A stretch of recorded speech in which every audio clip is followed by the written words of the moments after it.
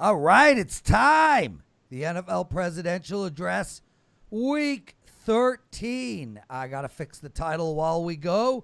Ralph Michaels joining us at Cal Sports LV. And, of course, Matt Joseph, our prop guru at Mid-Major Matt. Check them all out on Twitter, guys. Both are great follows. A hell of a lot better than me, that's for sure. Matt, how are you, man? How did you do this past weekend? Well, first off, it's an honor to be a part of history. This must be the first time this show has ever been on opposite an NFL game, and it's technically still Week 12, Prez. I don't know about this whole Week 13 thing. Yeah, okay. Well, we're doing the show for Week 13, although, trust me, I would like to go back and do a Week 12 redo.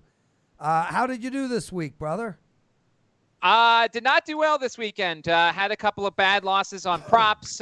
We talked about it on your on the Wage Talk Today show on Monday. I unfortunately teased the Bears up instead of the Packers down. Handicapped the fact that the Packers were going to leave the back door open, and they did. But unfortunately, I had 15.5, and the game finished 16, so I lost that. So we're going to scrub last week, play a whole lot better next week when it comes to the props. And you, Mr. Ralph Michaels, a 4-0 Sunday. Congratulations, man. Oh, well, I'm going to correct you. 4-1. One was a teaser loss that didn't get marked down. But you know what? In college basketball, 9-2 runs. So it is my seasons of vengeance in college hoops. So, this is an NFL show, but I am so excited the way hoops are going. So I just wanted to mention that. The college basketball free guide still available at wagertalk.com if you go to my homepage. Excellent stuff, guys. Check that out. Ralph Michaels in college. Basketball is like Tom Brady in NFL. Amazing stuff. 6-0 Pittsburgh as we speak. Did they miss the extra point? Yes. I'm surprised they didn't bet it. I'm on a 10-0 run in missed extra points against me this year. No, I'm not. I take notes. Every Sunday I take notes while I watch the games. I've had 10 extra points against me, 0 for me. Now, with that said, not all 10 hurt me. It wasn't like I lost by them, but still just something that just pisses me off.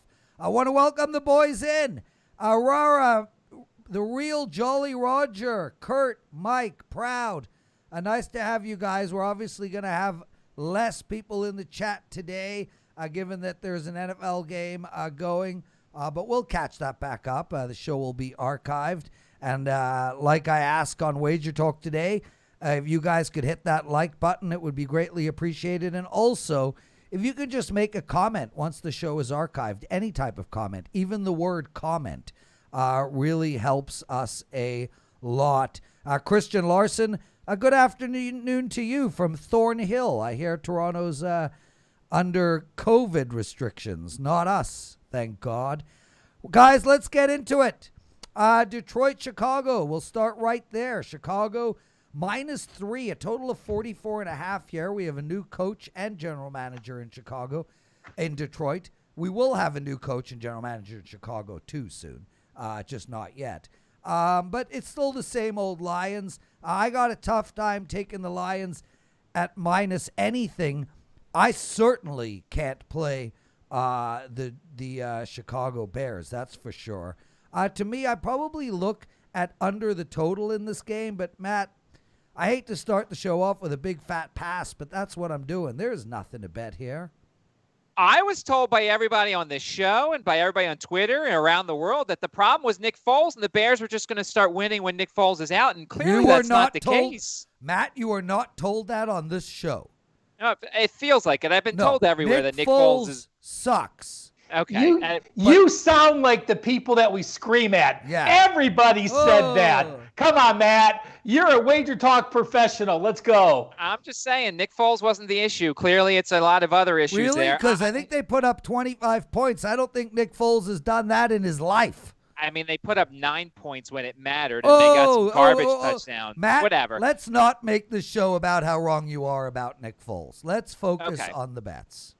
So you're right. There isn't anything I can take here. Kenny Golladay still hasn't practiced yet with the Lions. They just put 2 defensive starters on the IR, Desmond Trufant and Danny Shelton. I don't know if there's a coach being fired bump on the Detroit side. They're just so bad.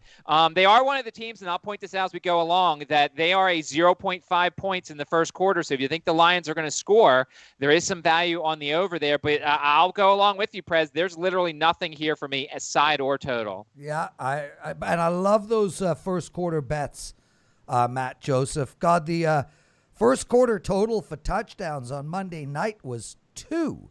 But it was minus 260 on the under, so I couldn't really take advantage of that. Ralph Michaels, what do you like in this game? You have something? Excuse me. I'm going to throw in a little TNA here from our good friend Mark Lawrence. Ralph, I forgot the whole TNA section. What we'll do? I will just put them in game by game, Prez, so no problem. It's actually a little more entertaining that way because now I have something to talk about in this game where I wouldn't. This is from my good friend Mark Lawrence. This is from his Playbook newsletter. I just blatantly stole this. So Mark gets all the credit. But interim head coaches, guys, when you're playing a division foe off a loss, 35-54. If the total is 40 or higher, so we're talking all the modern era, 11-34 ATS. If that interim head coach is on the road against a division foe off a loss, they've only gone 5-20 ATS. So it clearly is a fade situation for an interim playing that division foe. I actually do like Chicago here. You know, I look at Detroit. I look at Detroit, 4 or 5 losses by double digits. The only win against the Redskins, and they got outgained by 92 yards. You have a better defense. You probably have a, you know, I don't know. I guess I can't say you have a better offense. But to me, I think I will be fading the Detroit Tigers. I will be fading the Tigers. I don't know if I have the balls to get it on my card. So you're fading the Lions. Excuse me. Thank you very much. Lions, Tigers, Bears. Oh my. Yeah, nicely said.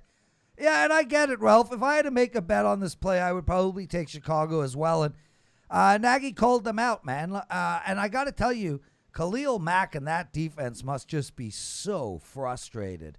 I mean, they're just living on the field. The offense just can't get them anything. And Jesus, if this team, I think they're averaging 19.9 points a game. If this team could just get any type of consistent scoring, they would be a really good team. Anyway, there you go, guys. Ralph Michaels likes Chicago, and Matt and I like nothing. Cincinnati, Miami, and here you got a Miami team at minus 11.5, which is, well, shocking and yet totally acceptable at the same time. They're playing a Cincinnati team that really struggled to move the ball against the Giants last week. Did get a 104-yard kick return for a score and had a back door there off of a phantom pass interference call. But other than that, I mean, you know, Ralph, I took Green Bay at minus 9.5 against Chicago last week, and I'm trying to not be as scared as I was taking this big chalk. I got to think Miami is the play here, man. I know it's minus 11.5, but this Miami defense is for real. And, you know, team total Cincinnati under. I don't think this team is going to put up more than 13 points. I don't want to play the under because I think Miami could literally call their score. So, Matt, I'll start with you. I like Miami at minus 11.5 here. I do not. I think there's several reasons why. We saw Tua's practicing today.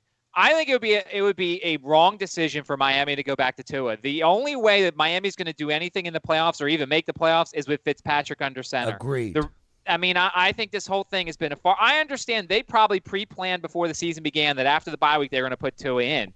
He hasn't done enough for this offense. And you look, the Dolphins have a league worst 3.6 yards per carry. They've got a rotating back, a bunch of backs that aren't very good. To me, if Tua's playing, I'm playing the Bengals plus the points here, I think. Or I'm passing because the offense is not as good with Tua. The defense is really good, and so that's the thing. You know what? Actually, here, I'll do this on the fly here. If Tua plays, I'm taking the under. Because I think that the Bengals aren't going to score very much, and I think Tua is going to handcuff the offense a little bit. If Fitzpatrick plays, I'm not touching this because I think their offense is so much better with Fitzpatrick because he presents so much more of a problem here. So that's kind of my if-and with regards to this game. And Matt, that's totally acceptable, and I love it because I think if Tua plays, the under is a really good bet.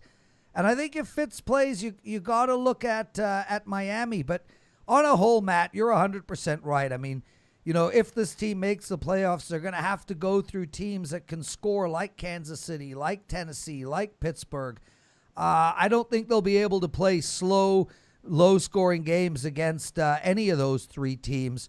And Fitz is the only guy. I mean, he's big or bust, and any day he could go out there and put up 4 touchdowns. So I agree. I think if they've got any shot of making a playoff run, they got to keep Fitz in. Ralph, what do you like in this game? I'm going to basically just agree with Matt's assessment. Yeah. If Tua is there, I want no part of it. Prez, I think you brought up a great point with Cincinnati. Let's not be fooled. This wasn't 17 points that they got a backdoor cover. This was 11 first downs and 155 yards for Brandon Allen, and now he goes on the road for his first game. Much different scenario against a very good defense. I like the Cincinnati team total under. They may not score, but again, if it's Tua, I like the game under.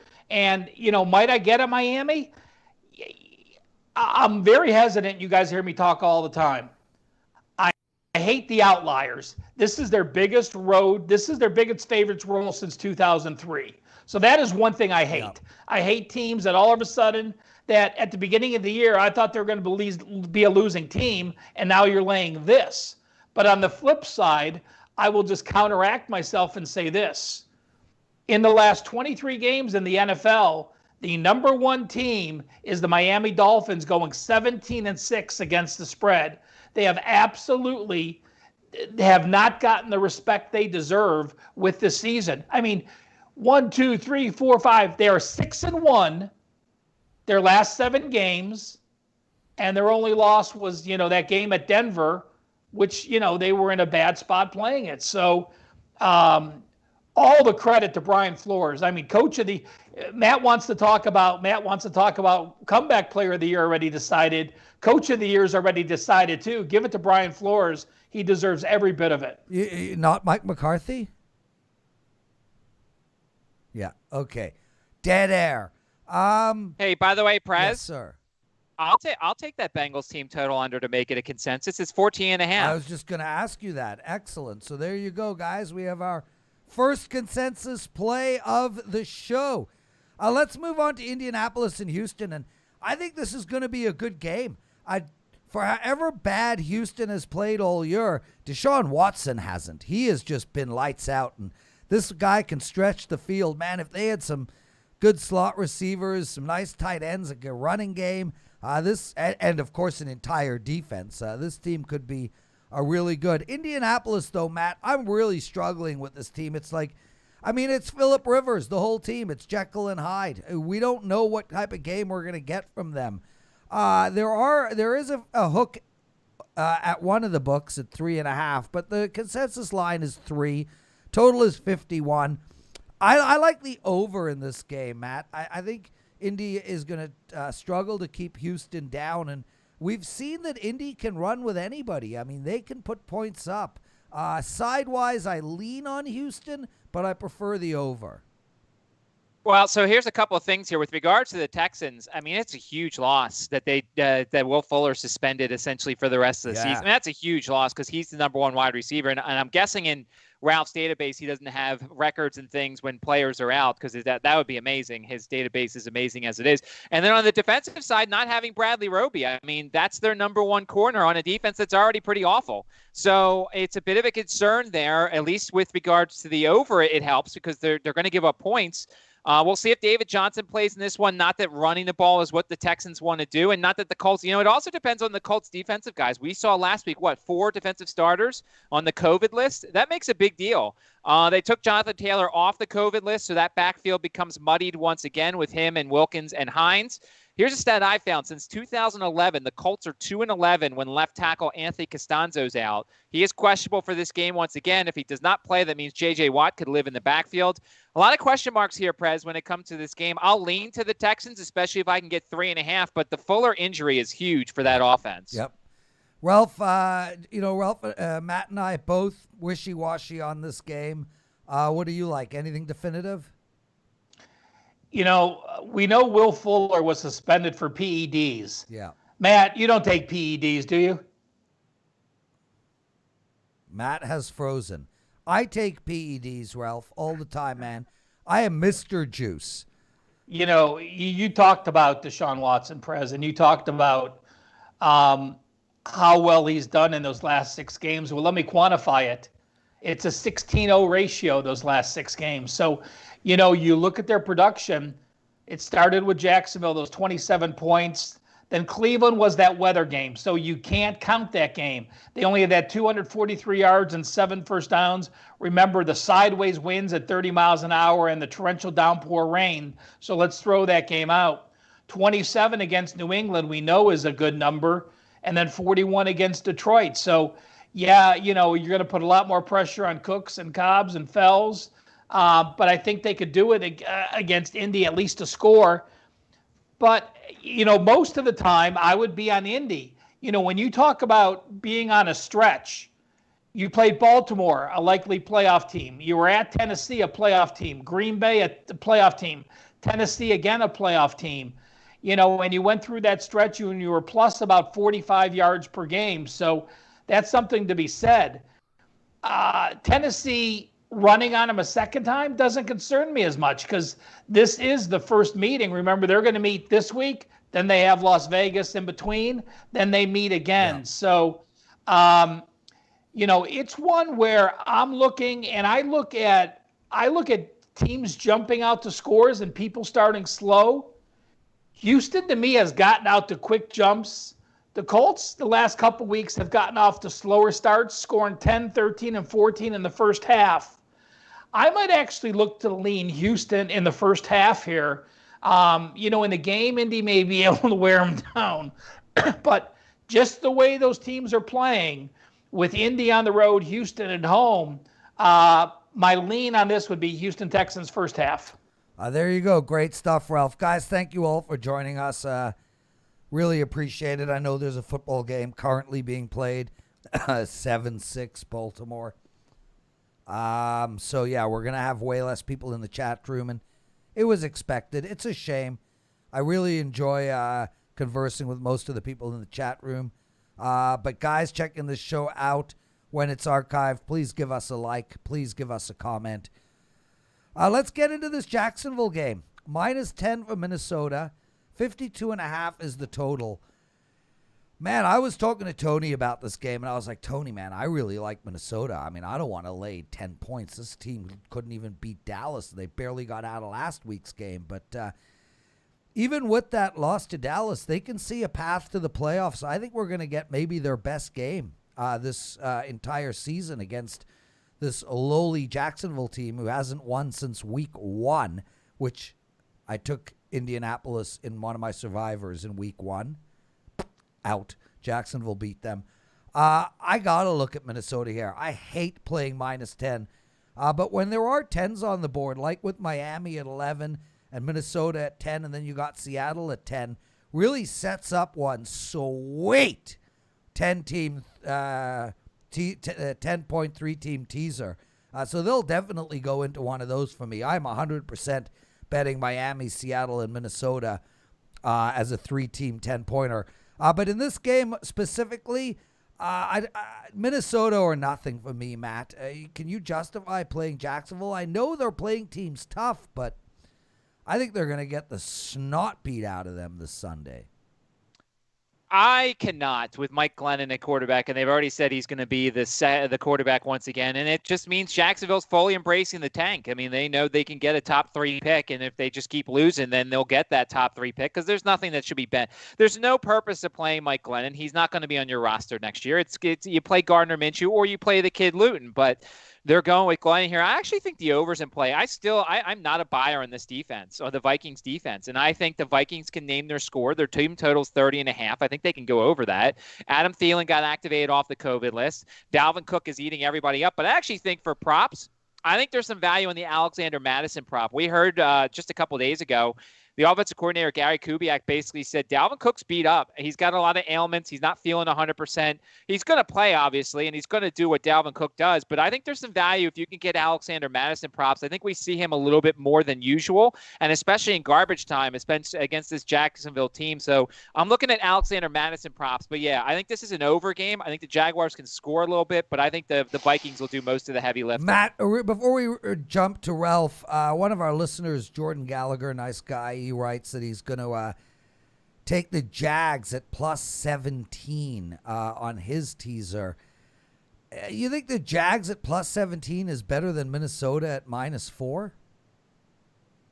No, I would take Minnesota -4 at home, especially. Yeah, I'm with you there, or -3, whatever it happens to be. Yeah, Jordan, I think you're going the wrong way on that, but hey, what do I know? I'm wearing orange. Ralph, what do you like in this game? Prez, I was looking up in the database. I went back to 2015. When NFL teams are a favorite of from 10 to 13.5, you put them in that 10-point roll. They're 90-16, so they win 84.9% of the time. So, there are some upsets in there, but, it's a number that, for the most part, does hold true. Now, here's the difference with Minnesota this week. Jacksonville scored 25 against Cleveland, 20 against Green Bay, 25 against Houston, 29 against the Chargers. I think a lot of those teams look past Jacksonville. Now, Minnesota in the situation they're in, you have to be focused, obviously. Yeah. Why did Cleveland survive Jacksonville? Well, number one, Cleveland's a bad road team, but number two, you go into Jacksonville, you have a team that's lost 10 straight games. You just can't get motivated the same way. So, at home,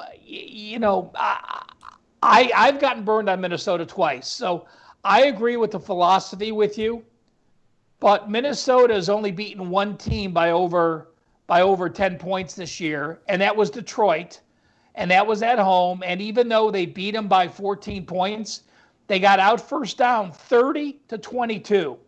So with that said, I'm going to be one that says pass this game because, Minnesota saw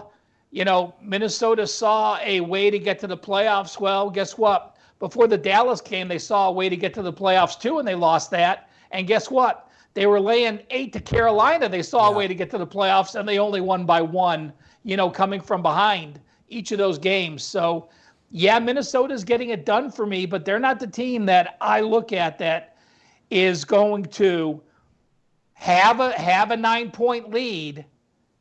If they have a 9-point lead, they are freaking running Dalvin Cook, not even looking at the score, not trying to stretch the field, and not trying to open up the scoreboard. And trust me, the only way they'll have a 9-point lead is not 3 field goals. It's if I pick Minnesota and they score a touchdown and miss that bloody extra point. Guys, what about this Las Vegas Raiders team? Last week I had the over in the Las Vegas Raiders and Atlanta game. I mean, it's a bet that will stay with me for a while. I don't know if I could call it a bad beat because Atlanta got a lot of points off of turnovers and whatnot and probably should never have even gotten close to 43 themselves. But when you get one team getting 43 points and the line is 53 and you lose, that's just something that just sticks with you. And Ralph, I know you've got a. All right, Prez, I got the numbers going back to 1989. When a team scores 42 or more points, the over/under is 396 and 6, 98.5%. So you, Prez, are a very special 1.5 percentile of people. Oh yeah, well, Ralph, we knew that regardless. Anyway, Here they are, the Las Vegas Raiders, off of probably the worst performance the Jets have had all season. That's how bad the Raiders were. And now they're -8 playing the Jets. Look, I wouldn't want to be the Jets here, although they are trying to lose, so I guess I would want to be the Jets here. But this Raiders team is obviously a hell of a lot better than they were last week, and their offense have been able to move the ball. I mean, we saw it. Jesus, they almost beat Kansas City twice. I don't know if I can get to the window on this game at all. Like, I mean, literally nothing. I can't lay 8 and I can't take 8. And, the Jets certainly struggle to score. So, and the Raiders, who the hell knows? So, this game for me, Matt, is just like a total pass. Like, I'm not even leaning in a direction. I agree with you. I mean, I'm the one on the panel who's been as low on the Raiders as anybody because I'm kicking myself for not taking the Falcons last week, but it's the Falcons and I don't like them either. But you look at this Raiders defense, it's not very good. It's a rather porous defense. Now, look, they had some COVID issues. There's been some injury issues that hasn't helped anything, but I don't know. And plus, I don't know, I assume they flew home because they played at Atlanta, and then did they fly home and they're flying back to the East Coast to play the Jets in New York? So that's a factor too. I think I got to go to one of my favorite wagers here, though. Over 0.5 point in the first quarter for the Jets. I know Sam Darnold hasn't thrown a touchdown pass in 4 straight games, but this team in the first quarter is scoring points, whether it be a field goal with that Sergio Castillo, who's really good, as in terms of a kicker. So to me, I'm going back to the well here. Jets over for 0.5 point in the first quarter to score. I think the Jets can get a lead in this game. The team total is 20.5. I don't actually think I want to take the under. I know how bad they are, but the Raiders defense is so bad and they're playing on the East Coast. So Jets to score in the first quarter, essentially the only thing I'm looking at here. Ralph, before we get into your thoughts on this game, I have a question about these kickers. Look, I don't want to show my age, but let's go back to the days of Raphael Seption. Do you remember him, Ralph?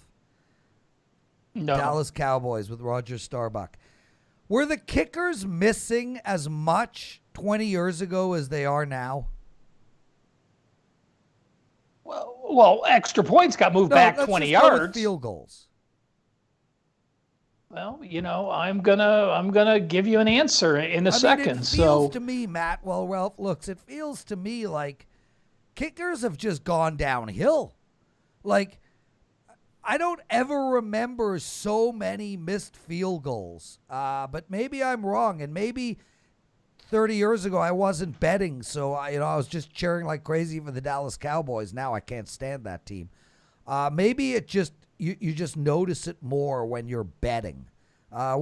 No, I said the same thing to Ralph before the show. I said this missed extra point thing because Boswell missed the extra point today. I said there has to be more missed extra points this season in quite a while. Yeah, there's something is going on, man. That is for sure. It's absolutely fascinating to me. Ralph, you still at it? Yeah, it wasn't as easy as I thought, so it's not. I'm probably not going to be able to pull that up. But let me go back to this, guys, and first say this. Atlanta did not beat the Raiders 43-6. The Raiders had a 23-13 first down edge. The Raiders had 304 to 243 yard edge. The Raiders were -4 turnovers. So any team in the NFL is going to lose by double digits if you're -4 turnovers in the game. So have they been turnover prone? No, it hasn't been that bad. You have the Raiders now who, by the way, teams that failed to cover by 21 or more points since 1989 are a 57% play against because people like you automatically fade them. Here's another TNA. Raiders, if you lose as an away favorite one week and you're an away favorite the next week, you have covered 69% of your games since 2010. You learn to bounce back. I look at this Jets offense. This Jets offense is averaging 268 yards, 14 points per game. I'm okay with the Raiders. They're in my mix. Yep. I have no problems taking this team. Derek Carr is showing me he's starting to learn the Gruden way. He's still not throwing deep enough to Ruggs, and he still throws too short. But at least they're expanding it. This Jets team is just a shell of itself, and I think the Sam Darnold experiment there is a disaster. So, yeah, I like the Raiders. Prez, I got your answer for you. Go ahead, Matthew. So I went to Pro Football Reference. The last 5 years, so 2016, there were 76 missed extra points. 2017, there were 68. 2018, 71. Last year, 74. Already this year, 55. I don't know if it includes the Boswell one, so let's say 56. Yeah, wow. Good stuff, Matt. Jesus, guys. So 56 out of 13. So, 13 divided by 17 weeks. So you're probably almost exactly the same. That isn't that high of a percentage if you broke it down by percentage of what's left for the year. Look at me, guys. I got two geniuses on a panel with me. Mid-major Matt, you can find him at Sports Memo, Ralph Michaels at wagertalk.com. Guys, we are rolling through this board. So, Matt, really nothing on the Vegas Jets game. You like the Jets over in the first quarter. And, Ralph, Raiders are right in the mix for you. You might be releasing them as a play. They are warming. Let's just say that. They are certainly trending where there's a possibility they could be on my card, but it's a definite lean for the Raiders for me. Okay, excellent. Let's move on to the Atlanta game, guys. Atlanta, lots of money coming in on Atlanta right now. I mean, we've got at one of the my favorite book, Bet365. We have -2.5 now. There's another 2.5 as well on one of the offshore books. The total is 46. And look, I get it. Atlanta's becoming a sexy team again. This team under Morris has lost only one game, against Detroit, which they actually should have won. Just a really terrible refereeing decision in that game. Matt, I got to tell you, man, I kind of look at New Orleans here. I think, Ralph made a great point when taking apart the Atlanta Raiders game about the yard differential, the first down differential. And I think what we saw with New Orleans a couple of weeks ago when they played Atlanta was, man, this defense is lights out, and they are fast enough. They can really prevent Atlanta from moving the ball. Julio Jones likely out this game. I got to believe that New Orleans, they can't lose one. They lose one, and Green Bay's going to get home field advantage. So I like New Orleans here. I don't have an opinion on the total. But yeah, New Orleans for me. And right now, Matt, it's on my short list. Any thoughts? So the biggest caveat here is, and this is from me listening to Ralph all the time, is that the Saints put Taysom Hill in for that first game a couple weeks ago, and there was no film whatsoever as to how they're running the offense with him. The Falcons now have had 2 weeks to basically look at what that Taysom Hill has done as quarterback, and I haven't been that impressed. If you look, he's shaky as a passer. He's very shaky as a passer, and they run like 4 or 5 plays, it feels like, with Taysom Hill as quarterback. The craziest thing when you look at New Orleans is Alvin Kamara. How many times on the show have I talked about Alvin Kamara receiving yards? It's ridiculous.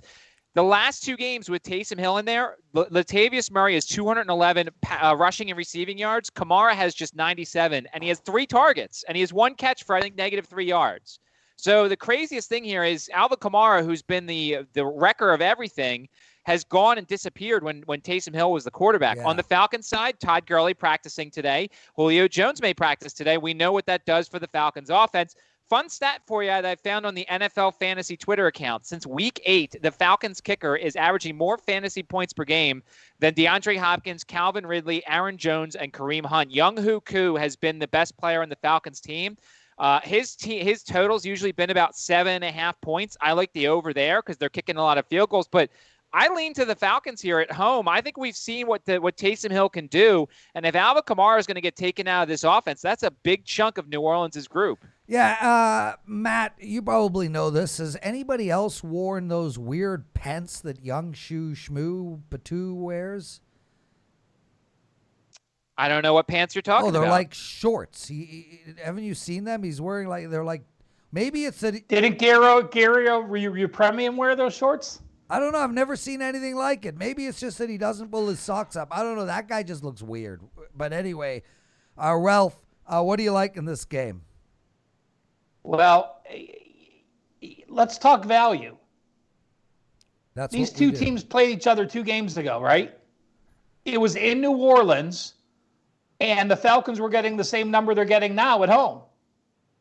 That shows you there's value on the Falcons because there's that.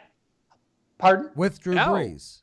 No, that was Taysom Hill's first. No, that was Taysom Hill's first game. Right. Yeah, that's why it was only 3.5. So right there, that gives you value on the Falcons. And okay, I'm going to steal another stat. So Brad Powers was with me at North Coast and Phil Steele, and he has a newsletter, and I'm stealing this from his newsletter because I didn't know this. And I'm intrigued. If two division teams play each other within 3 weeks, the team that lost the first meeting is 19-4 ATS in the second. And it makes complete sense to me. You're playing each other within a 3-week period. You just lost to this foe.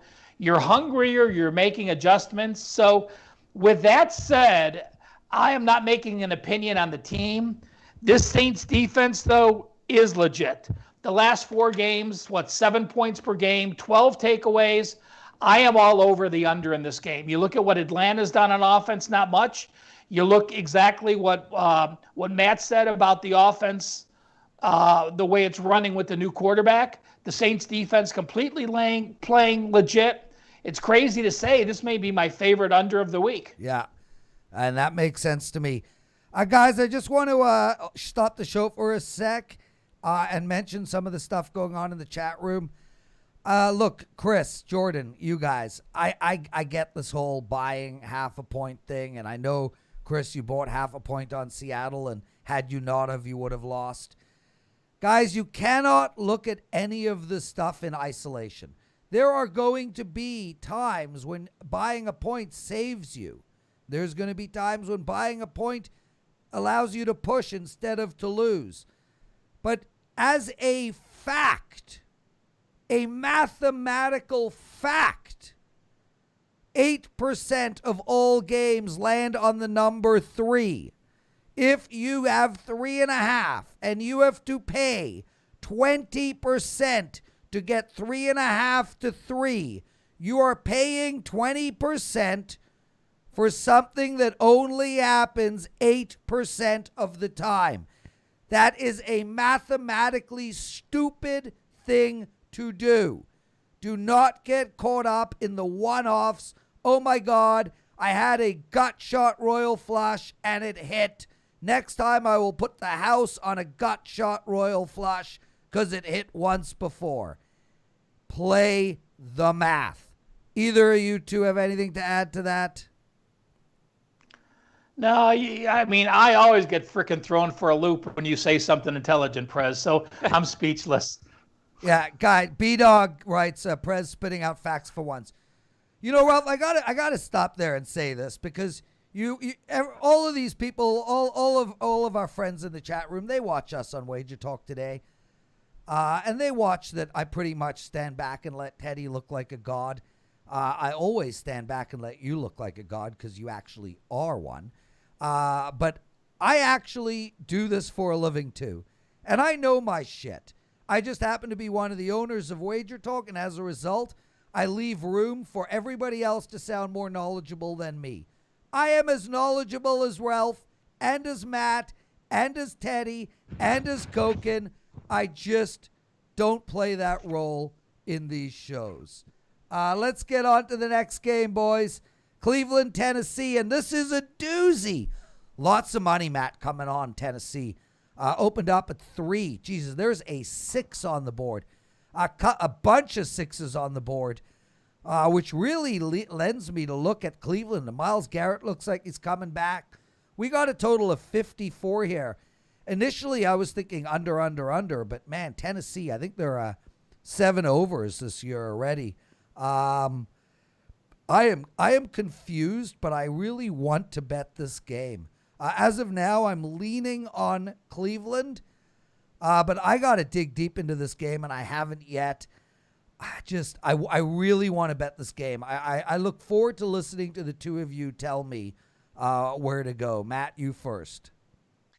I think you know what I'm going to say. I was so close to coming on here and gloating about Jacksonville. All it took was them to put their third-string quarterback, miss their top 2 receivers, have a couple defensive injuries, and, not get a 2-point conversion for the Browns to lose to Jacksonville. Oh, I was so close. I'm really sad that they didn't lose it. I have no respect for the Browns. I know their record's good. I know it's glossy and everything. I know Myles Garrett's back, but the Ronnie Harrison injury is big, and the Denzel Ward injury is big because I don't know who's covering A.J. Brown.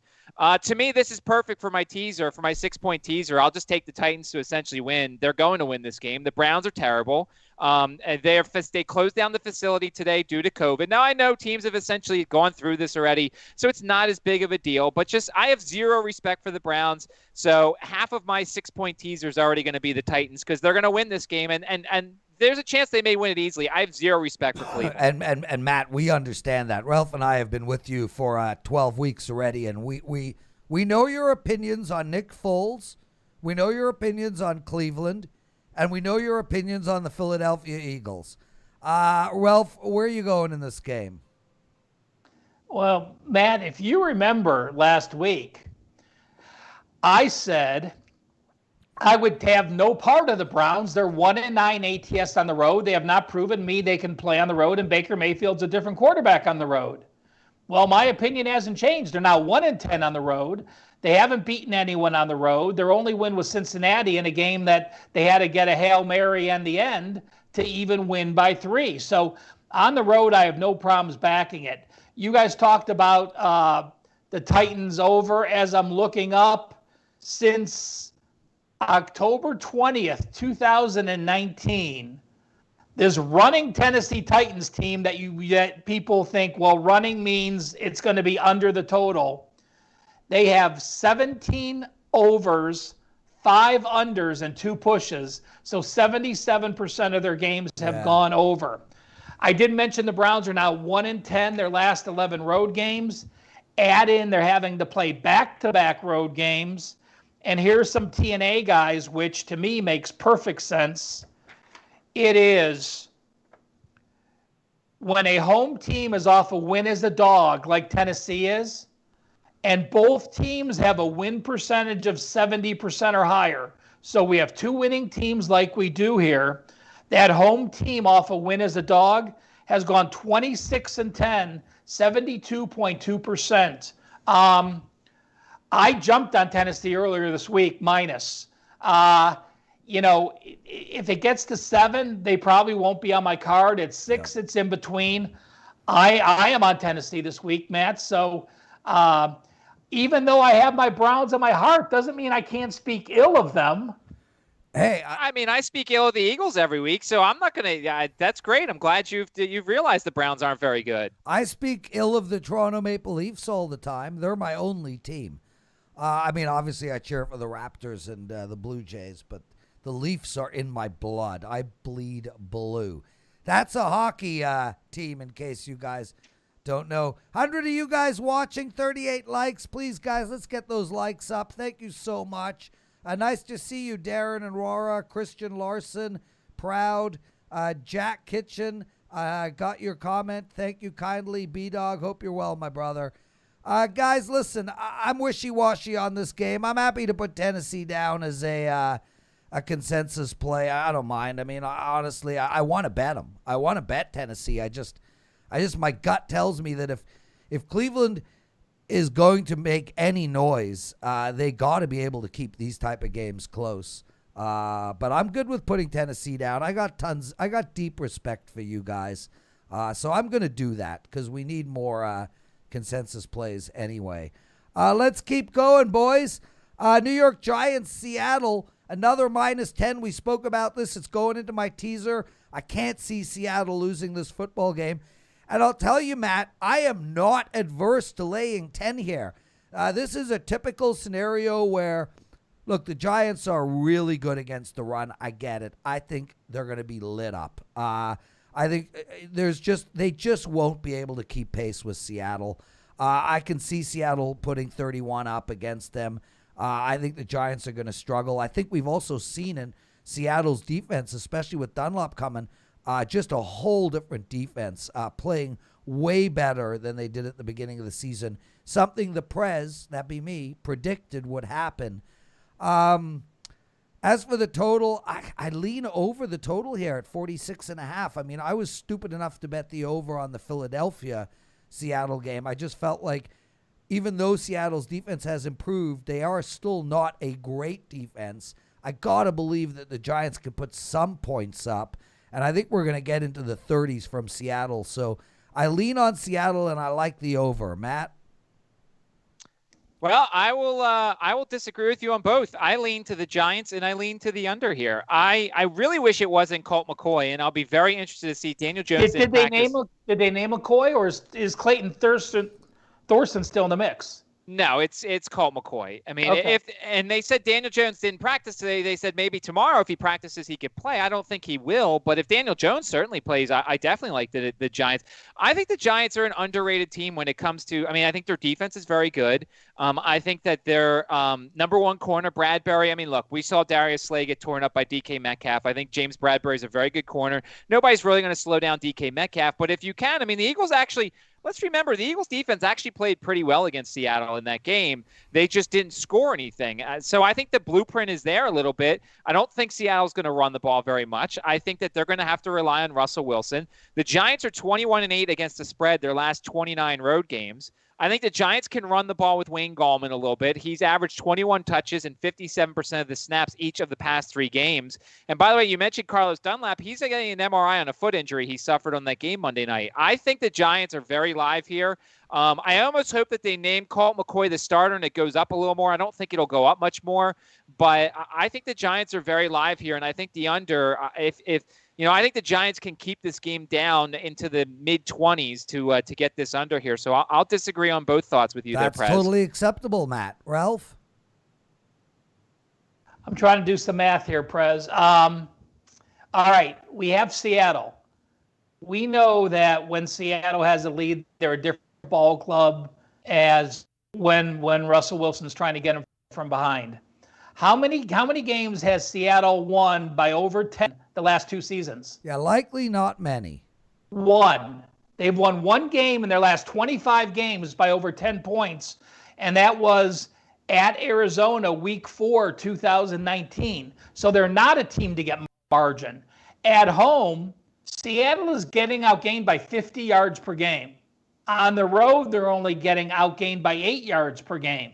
On the road, remember, this Giants team is 15-2 on the road. Their last 17 road games on the road. This banged-up Giants team without Barkley is actually plus 1 yard per game. That's a very high number. They went to the Rams. They outgained the Rams. They went into Dallas. They lost by 3. Went into Philly, lost by 1. Went into Washington, won by 3. Went into Cincinnati. So a bunch of I am shit. not going to be on this game, especially if it's a backup quarterback. But Seattle's just a team to me. I am not going to lay those points. I hear you, brother. Rams in Arizona. Well, this one is a great one. Rams -3, 48.5. Arizona, man, these guys are fighting for their lives. That whole division is just locked up in a battle. Rams find themselves as the favorite here. Matt, before I give my thoughts, let's go straight to you. What do you like in this game? It's really hard to back the Cardinals right now. And I think one of the reasons why that they're not playing very well as of late, Kyler Murray's only got 46 rushing yards the last 2 weeks. And as much as we talk about DeAndre Hopkins and the running game, I mean, Kyler Murray's mobility is part of the stuff that makes this offense go. My problem with the Rams is I don't know what Jared Goff is showing up. I mean, you clearly notice a difference. Last week, Jared Goff was terrible, and the Rams couldn't do anything. It's almost like they need to pick a number 1 running back. The whole Brown, Henderson, Akers thing, like they got to go with a workhorse type. I understand the whole we want to keep everybody fresh. We want to keep people. But, like, you got to have a number 1 running back here. You can't just say, hey, we have 1A, 1B, and 1C. But last year, you look, Jared Goff was 61 of 88 for 743 yards in 2 games against Arizona. He lit these guys up. 3 of the Cardinals' 5 losses were to sub-500 teams. I'm basically just giving out stats here and killing time. I don't like either side here. I think the Cardinals aren't good enough right now to back, but I also don't know which Jared Goff shows up. I think the only way I would lean is to the under here because I think the Rams defense is the only unit I can count on in this one to show up, and I think that they do their part in holding the Cardinals down. Yeah, and the under makes sense. The Rams 8 unders, 3 overs, and those overs were against Philly, Buffalo, and Tampa Bay. So I understand your thoughts on the under. I will say this, guys. You know, I'm very high on the Rams this year. I think the Rams are a really good team. I think they have a well-balanced offense. They're incredibly well coached. They play ball control. Donald is an absolute beast. Jalen Ramsey's a shutdown corner. It's going to be interesting watching him up against Hopkins. I gotta believe that the Rams are the play here. If I'm as high on the Rams as I have been all year, why wouldn't I take them at -3 against Arizona? This team is on my short list. It's likely going to be a play I'll be releasing to my clients. So the Rams for me, Ralph. Well, Bill Belichick showed us one way to slow down Kyler Murray. And you know what? Sean McVay's a pretty freaking smart coach. Yeah. So, you add in 34 sacks against an Arizona team. Kyler Murray now, he's been in the league a year and a half. Okay, there's film on him. We know which way he wants to run. We're now starting to rush him differently to keep him into the pocket. During the first 9 games, 5, 6, 7, 8, 9, they were sacked 9 times. The last 3 games, they've been sacked 8 times, and you have this D-line coming up. The Rams are the number 1 team statistically in the NFL. You look at yards per game diff, they are number 1. So there is no team better than them. On the road, they are plus 153 yards per game. That's like probably historic numbers. The NFL team that leads the league each year is usually like between 95 and 105 yards per game diff. Well, they're a plus 153 on the road. Off the loss with both teams, I've got to lean the Rams. Yeah. Matt, can we get you on the Rams or no? I am on the Rams under just as much. I was on the Rams under last week. When the Rams are a favorite, they are now the Rams are now 1-13 over under as a favorite. 1 over, 13 unders. When they have a lead, they do not. They run the ball. They don't care about extending the lead. So I go Rams or the under here. Matt? I mean, I can go with I like the under Okay, more. I'm not Rams as under. convinced on the Rams. I like the under. Because the bad Jared Goff can ruin Brother, it. I like the under as well in this game. As I said at the beginning, 8 unders, 3 overs. Philadelphia, Green Bay, -9 for Green Bay, total of 46.5. Jesus, Matt, I mean, I'm going, how, I mean, I you go. It's in your hands. I can't make, I'll tell you one thing, though. One thing we have learned watching Philadelphia is if you're a general manager and you're not building the team from the offensive line out, you should be fired. Flat out fired. Carson Wentz, we could sit there and talk about how bad he is. I know that he looks exactly like Prince Harry. I get it. But his offensive line is horrific. Like, horrific. They can't open up lanes for the running game. They can't. The edge guys are getting all over Carson. Even when Carson Wentz has time, he's still rushing because he's so bloody nervous. Against Seattle, 1 out of every 2 plays, Carson Wentz was either rushed, hit, or sacked. But Green Bay doesn't have a team that lives in the backfield, so hey, maybe Carson will get the ball out this time. I don't know, man. It's Green Bay or nothing for me. Philadelphia is a freaking disaster. I mean, they ran the ball 9 times. I understand that Seattle's got an all-time worst passing attack, but Miles Sanders should touch the ball more than 6 times. And I feel like I'm going to come on here and I'm going to say, hey, guys, take the under for Miles Sanders carries this week because our coach is an idiot, and for once he may actually run the ball. The Eagles won this game last year, and everybody's going to be like, ooh, the Eagles won in Green Bay last year. But Devontae Adams got hurt really early, and so that kind of threw things off, and they won by 7. They were a better team last year. So I'm just kind of throwing that out there for the people who look at the previous meetings. I don't even know what to do with the Eagles anymore. I keep thinking, like, I thought they had a chance to beat Seattle. I did. And the defense played really well. They played really well, and this defense has the pass rushers.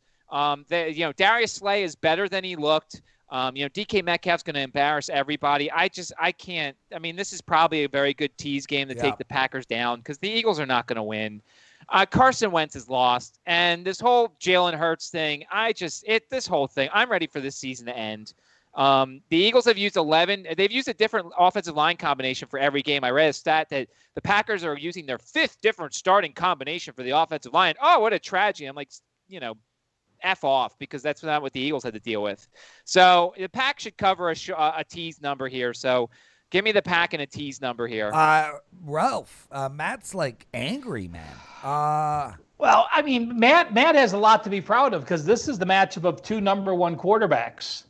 You know, Aaron Rodgers is number one with a 33-4 ratio, and Wentz has the most interceptions. He's got a 16-15 ratio. So almost the same. Now, I'm going to, I listen to both of you guys, and I'm looking at these stats in front of me, and when I watch Philadelphia, I can agree. It doesn't look like if they have a run game.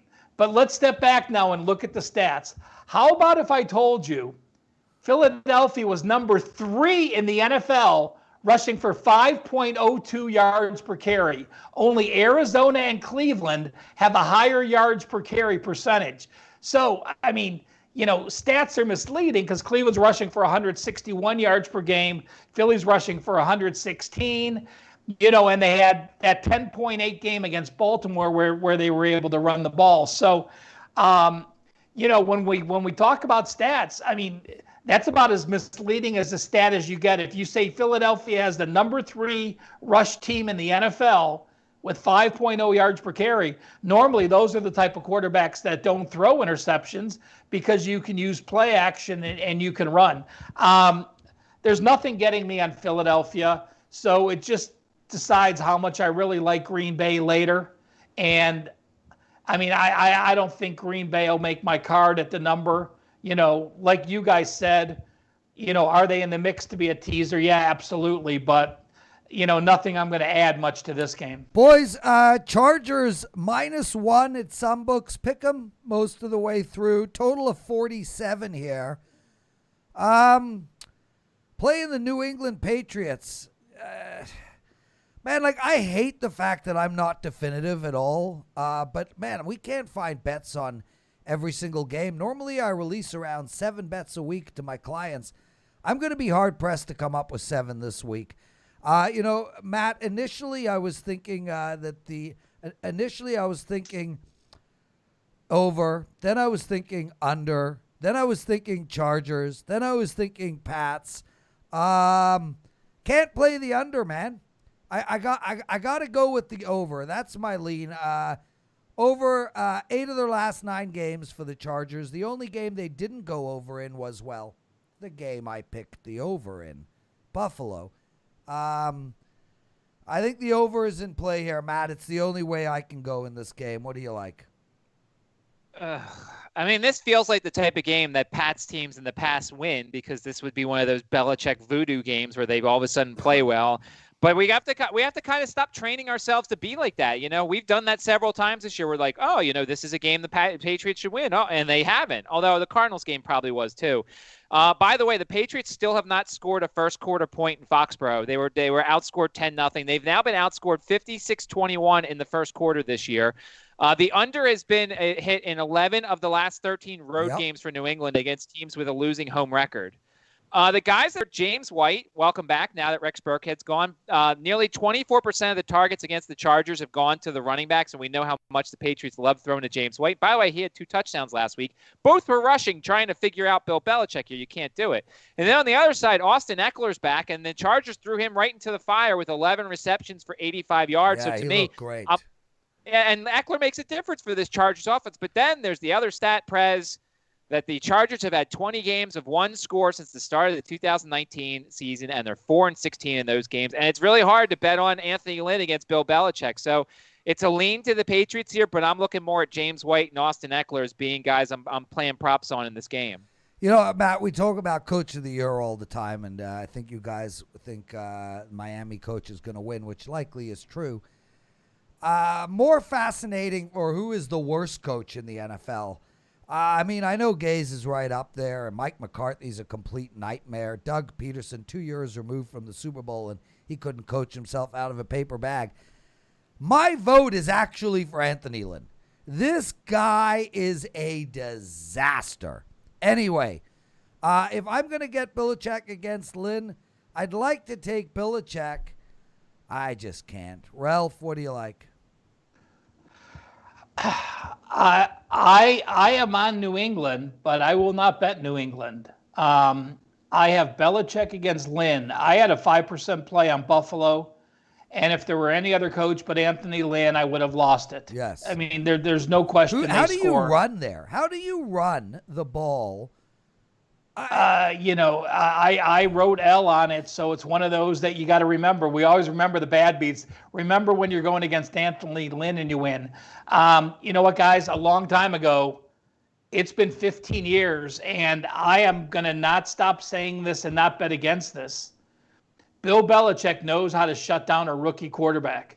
Now, Herbert might not be really considered a rookie this deep in as well as he's done, but, I mean, I saw him slow Murray last week. And I will not bet against Bill Belichick to scheme some sort of defense to slow and have Justin Herbert throwing a few picks.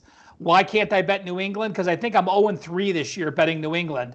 I bet him at Seattle and lost. I bet him home against Denver and I lost. And I bet him at Houston and lost. So, you know what? Shame on me, shame on you, shame on everyone. When it gets to be 0-3, I'm not going to the well again, although I would be on New England. If this were consensus, I would agree to New England, but I will not be having New England on my customer card this week. Yeah, I'm with you there. Guys, Denver, Kansas City, it was minus 13.5. Now it's minus 14. There's 51 on the board. Ralph, I know you got a stat on Kansas City. This team hasn't covered that type of number that as often as people might think. With that said, I think they're going to just this game is going to be an annihilation. There are so many double-digit favorites on the board this week. I'm curious which one is going to lose outright. I got to look at Kansas City here, but I will not be getting to the window on this game. I'd love to be able to play the over, but I can't count on Denver. This is a pass. Matt? I'll take the over. Depending upon the quarterback situation, we did see it. They have been clear. Drew Lock, Brett Rippon, and the other guy. I don't know. Forget the third guy. I remember Drew king of the fourth quarter touchdown passes, it feels like. And I think the Chiefs can get to 40 themselves. The Broncos defense is ravaged a bit by injuries. I think, if you definitely want to take something, you take the Chiefs team total over, which is about 30.5. I mean, they got over that number the first time in the snow in Denver, and that included a kickoff return and an interception return for a touchdown. I think the over for the Chiefs team total is my favorite bet here. I think that they could score a lot of points, and I think they could do most of the heavy lifting towards an over in this game. So I like the over and the Chiefs team total over. That's a good way to look at this game, Matt. I'm going to delve into that team total. Ralph, what do you like? I don't like either. I mean, you watch. I mean, Pat Mahomes is so different this year. When he's running a team that's up by 7 or 10, it is just an entirely different offense. When he is even or down, he is methodical, and he is just a genius. So right, he Matt. He just doesn't care. If they have the lead here, this is a home game. He's going to sit there and laugh on the sidelines. If you have a 10-point lead, he's not going to press it. He's not going to score. So for me, I am not playing either one. We've seen, when you will make a historic run and you're 15-1 ATS, what happens? There's adjustments. 2-point win against Carolina, 4-point win against Vegas, 3-point win against Tampa Bay. You failed to cover 3 straight, and I'm not going to pay the inflated price for all these people now jumping on the Chiefs, even against this Denver team. So, you know what? You beat them last time 43-16. You have nothing to prove. You got Miami, New Orleans, and Atlanta and the Chargers. You really have no conference games left. Miami, you go there if you want to do something. But the only way so here's what I'm going to say, actually. I would say if you like the Chiefs to cover, I would like the under. If you like Denver to cover, that it's going to be a closer game, then Mahomes is going to have to do something on offense, and I would like the over. That makes a lot of sense. Guys, 2 Monday night games, one Pittsburgh and Washington, the other San Fran, Buffalo. Pittsburgh -9, a total of 44 here.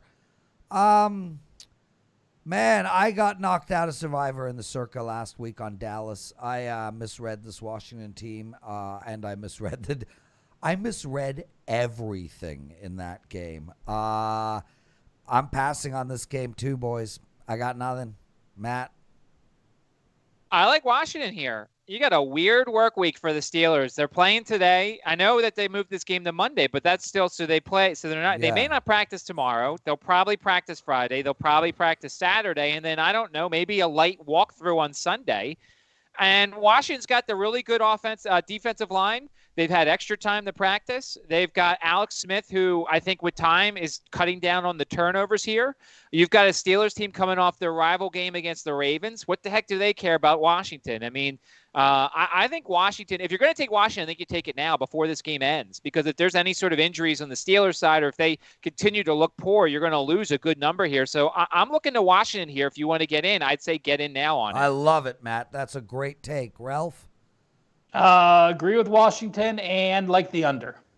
You know what? I'm going to put Washington down as a consensus play. Matt won me over there. I was undecided. Okay, boys, San Fran, Buffalo. Man, this one is juicy. Buffalo at -2.5, 48 is the total. San Fran played an awesome game last week. This is a well-coached football team. They are getting back, well, as of last week, too. Some of at least their running game is coming back. San Fran is in do-or-die mode, that is for sure. The question is Buffalo going to travel well here? Clearly a better team than San Fran based on San Fran's injuries. I just don't know if Buffalo is ready to take the next step. I lean on San Francisco here, and I like over the total in this game. Matt? I like the 49ers here as well. I'm not convinced 100% on the Bills. Remember, this game's being played in Arizona, so I don't know how much, once again, I'll go to Ralph's database, how much a neutral field game matters here for the favorite or the underdog. I mean, it's certainly a lot easier trip for San Francisco than Buffalo. It's still West Coast for Buffalo. But I also need to see 49ers. Look, there's a chance Kittle plays, Deebo Samuel, Brandon Ayuk. I mean, there are a couple of guys here that would make this offense a lot better. Of course, the number will move the more of those guys that are playing. I just like Shanahan in this situation. I like the fact that he was able to put up a great game plan against the Rams last time out. I'm not a fan of the Bills' defense. I'm not a fan of Josh Allen. I am a fan, though, of Gabriel Davis, a guy that you should put on your radar, maybe to score a touchdown. The rookie out of Central Florida played in 96.7% of the snaps last week, has 17 targets without Josh Brown, and guess what? He's not playing, it looks like, again this weekend. So Gabriel Davis is a guy I'm looking at with regards to the props here. But the more San Francisco offensive guys that play, the better. I like the Niners in this game. Ralph? I think I'm 0-12 on 49er games this year, so I'll just shut up. Arizona, you would think San Fran has more familiarity, but they haven't played at Arizona this year. Buffalo just played there 2 weeks ago in the Hail Murray game. So, Buffalo going back and actually probably more of a home field edge, having the sight lines and being much more familiar with the stadium this year. But, I still am amazed that San Fran is plus 48 yards per game. That's like number 6th in the league. For the injuries they've had, and you look at the scoreboard, I mean, tough defeat against Seattle. Then they lose to Green Bay. Then they lose to the Saints. And then after that 3-game stretch, to come out and be able to beat the Rams on a second straight road game, again, Kyle Shanahan has done a great job. I will do the Prez. I have nothing to add to this game. Awesome stuff, guys. Real quick, December 10th, week 14, Rams are minus 6.5 against New England. I'm going to tell you right now, bet that. Bet it now. I love the Rams there. Bet what? Okay, thank you. I love the Rams in that spot. Boys, teasers, we've already been through mine. I'm going to be releasing to my clients a 3-team 10-point teaser, Seattle, Minnesota, and Miami. Matt, obviously you could put Green Bay in there as well, but they don't give you a 4-team 10-point teaser at most places. What do you like? Anything? Well, Tennessee's definitely in there, that's for sure. And I don't know. Probably the Packers will be the other one, but definitely Tennessee. I got to figure out who the other team will be. And Ralph Michaels. Packers, Vegas. Packers, Raiders. Raiders. Packers and Vegas. Is that a 6-point one? It is just a 2-team 6-pointer. Excellent stuff, guys. As for our consensus plays, we have 4 Cincinnati team total under, Tennessee, Rams under, and the Washington football team. I can't thank you guys enough. What a wonderful hour and 11 minutes. And Chris Hunter, I'm not a huge Leonard Skinner fan. I love him. I think Simple Man is a monster. Same with Tuesday's Gone. But Marshall Tucker's I Can See is better than all of that. Matt, any words before we end? Can you see? I made words? a mistake. It's Marshall Tucker's Can You See? Sorry, Matt. Go ahead. Carson Wentz sucks, but he's still better than Baker Mayfield. There you go. That's my last sentence for today. He loves Prince Harry. Hopefully you cashed Baltimore first half. It's 12-7 first half. Ravens keeping in it with that depleted roster. Boys, we'll see you next Wednesday on the NFL Presidential Address. Love having both of you with us. All of you guys, thanks so much for joining us, especially with an NFL game on. Everybody, once we're archived, please hit that like button. And please comment. Tomorrow's show, Thursday, Wager Talk Today, Dave Koken and Gianni. And Friday's Wager Talk Today show, Matt, I apologize. You will not be on it. We're going to keep you on that Monday show. So Friday's show, we'll have Rob Vino if he's feeling better. Otherwise, Matt, you will be on it. And Chris Andrews. Hey, it's always better to be a utility man than a regular. You find your way in more often. Don't you think, Matt? A Rance Mullinix of sorts? Yeah, Rance Mullinix. Where the hell did that come from? I was trying to pick a Toronto person for you. I prefer Danny Ainge. You know he played baseball? Yeah, him and Tom Glavine, I know. Tom Glavine played hockey, I know. Tom Glavine played in the NHL? Pretty sure he did, I'm yes. almost 100% positive he didn't. Oh, well, he played hockey. Okay. I don't know if it was college Danny hockey or pro Ainge hockey. played in the Major League Baseball, in the NBA, and is now one of the top GMs in the league. He is the first and real two-sport man. Bo Jackson and Dion followed that guy. I'm out. Ralph, thank you. Matt, thank you. All of you boys, thank you. We'll see you next week.